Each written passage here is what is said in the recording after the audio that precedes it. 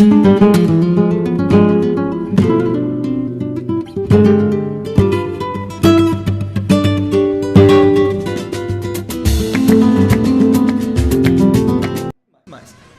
Serrana FM promove esse programa todo sábado, programa Fala Preta, para dar voz aí às questões da negritude numa perspectiva educacional. Bom, Ashley está nos ouvindo, pode mandar bala. Pronto, voltando agora. Nesse último bloco eu quero falar muito de uma coisa que eu gosto de reforçar bastante, que é sobre a importância das contranarrativas ao racismo na internet e qual o papel que essas pessoas que são criadoras de conteúdo, que influenciam muita gente e que se permitem a falar sobre racismo para um público, qual a importância que essas pessoas têm na internet, né?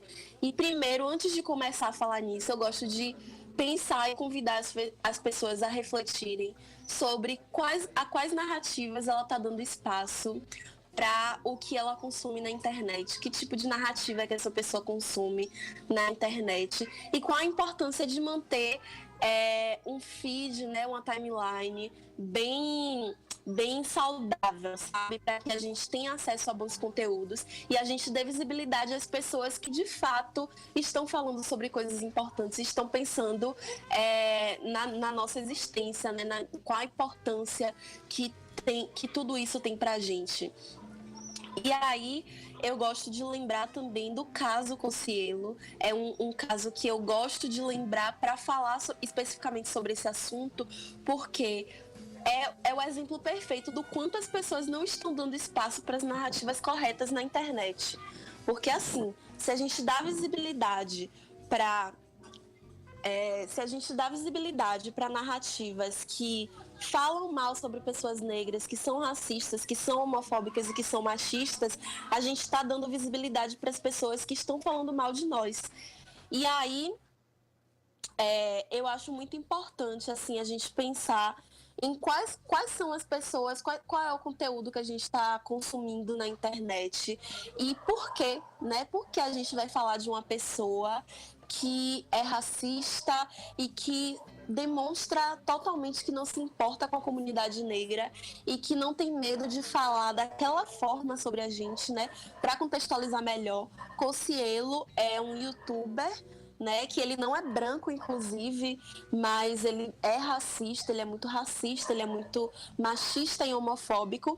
E durante a Copa do Mundo, ele falou que o jogador negro, eu acho que foi da seleção da França, né, se eu não me engano, o Mbappé, ele faria um arrastão top na praia, porque ele corre bastante. E isso é uma frase racista a se dizer sobre uma pessoa negra, porque existem outras formas de se pensar nessa pessoa que é rápida, que corre rápido. A gente pode pensar nela de diversas formas e não necessariamente como um assaltante. E aí as pessoas foram buscar nas redes sociais dele e acabaram encontrando muitos tweets racistas, muitos tweets preconceituosos, e ele acabou aí perdendo vários patrocínios e várias coisas. E aí foi quando eu parei e me permiti pensar, sabe? Por que eu tô dando espaço para esse tipo de coisa na internet? E Cossielo é um youtuber que na época, né, não sei agora, tinha 17 milhões de seguidores, 17 milhões de inscritos no YouTube. Por que isso? Somos nós que estamos dando visibilidade para essas pessoas. E aí, várias pessoas começaram a falar. E às vezes a gente faz isso também.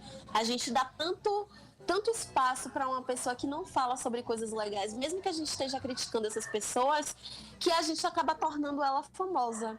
E aí é uma reflexão que eu gosto de trazer, né, um convite aí para fazer as pessoas pensarem e praticarem isso, que se tem 17 milhões de pessoas inscritas no canal de Cossielo e ele tem um poder de comunicar para 17 milhões de pessoas. E aí a gente vê que nenhum youtuber negro que fala sobre questões raciais tem 1 milhão de seguidores aqui no Brasil. Um dos maiores youtubers que falam sobre isso aqui deve ter lá para os seus 400 mil, 500 mil, deve estar chegando perto de 1 milhão. Mas eu não conheço nenhum que tenha 1 milhão já. Mas e se eu acho que a gente tem o poder de fazer um youtuber negro ter 17 milhões de seguidores também. E aí se a gente vai lá pro canal desse youtuber que fala e discute sobre questões raciais, que apresenta contranarrativas ao racismo na internet, e a gente segue ele, dá o poder a ele de ter o mesmo alcance que o Cocielo, a gente está reforçando uma narrativa importante.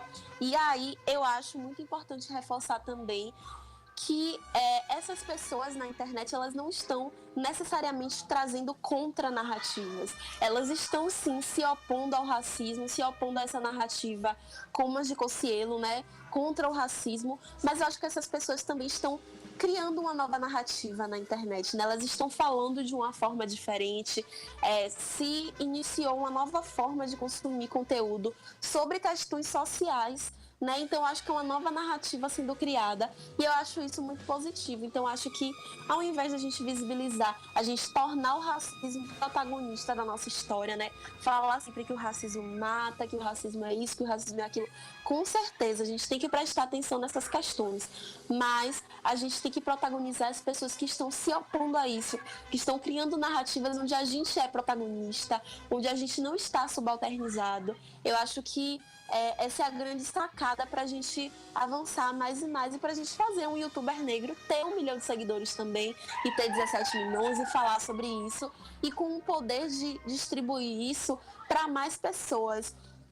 Porque eu acho que hoje em dia tá muito mais fácil da gente ter acesso a esses conteúdos de fato, mas a gente ter pessoas que acreditam nessas questões que essas pessoas estão falando é muito difícil, porque muita gente já chega lá com uma ideia negativa, né, com aquela crença já pré-concebida do que é aquele assunto, e aí acabam não acreditando em nada que aquela pessoa tá falando. Mas eu acho que o mais importante, assim, é você ir de coração aberto, sabe? E tentar entender o que é que aquela pessoa tá falando, qual é o ponto de vista dela e pensar, né, que, tipo assim, não necessariamente todas as pessoas negras vão pensar igual, mas que todas elas têm um ponto de vista importante e que aquele ponto de vista que foi construído, aquela narrativa específica que essa pessoa está construindo, é algo que faz parte da trajetória dela, da vivência dela. Então, se ela está agindo de tal forma,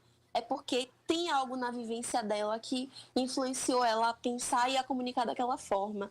E é isso, eu acho que a gente está um passo muito importante, assim, no que diz respeito a essas questões, mas a gente ainda está falando para uma bolha, né? A gente ainda está falando para as mesmas pessoas, a gente ainda está tendo muitos problemas que são os mesmos que a gente tinha anteriormente, né? A gente tem um grande problema que é o discurso de ódio na internet, e por mais que a gente se oponha, a gente não sabe como chamar uma pessoa que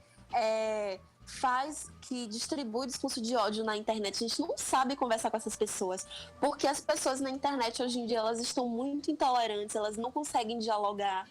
Então eu acho que o primeiro passo, além de criar uma nova narrativa, é você pensar em como é que você dialoga com uma pessoa que não é negra e que não tem acesso a uma questão racial, que não sabe muito bem sobre discussões raciais. E é um exercício que eu também estou tentando fazer, porque às vezes a gente realmente não tem paciência, às vezes a gente está de saco cheio com o racismo, com o que a gente passa todo dia, com o que a gente ouve falar todo dia.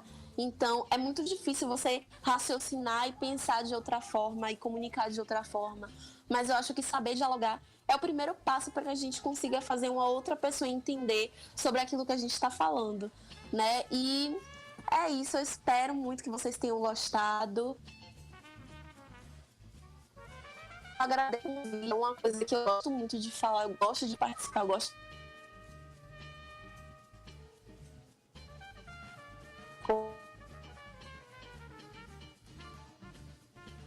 para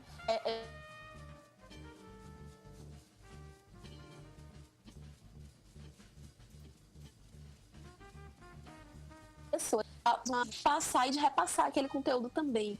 É isso, muito obrigada pelo convite e eu queria deixar aqui as minhas redes sociais para vocês seguirem também, se vocês quiserem ler mais, ouvir mais, falar sobre esses assuntos. Eu sempre estou falando sobre isso no meu canal do YouTube, que eu estou tentando dar um gás maior agora, né? Mas eu estou sempre presente no Instagram, que é @AshleyEmilia.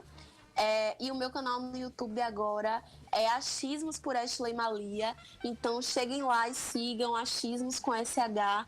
Um beijo e eu espero aí ver vocês mais e espalhados pelo Brasil. Vou ajudar a divulgar bastante aí.